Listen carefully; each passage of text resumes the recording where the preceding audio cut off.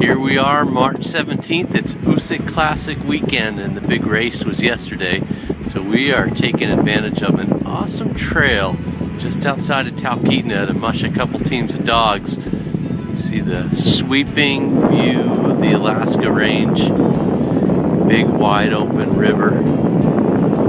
Beautiful country on you looking back.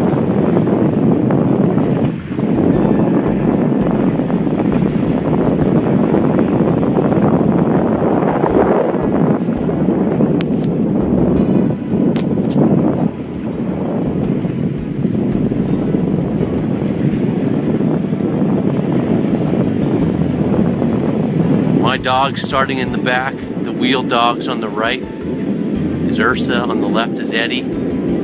Swing dogs on the right side, Nutmeg, and on the left side, Bubbles.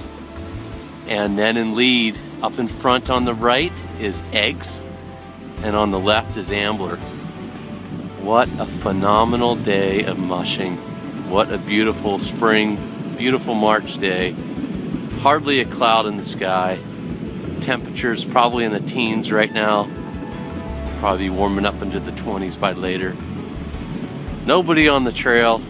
Just beautiful March day.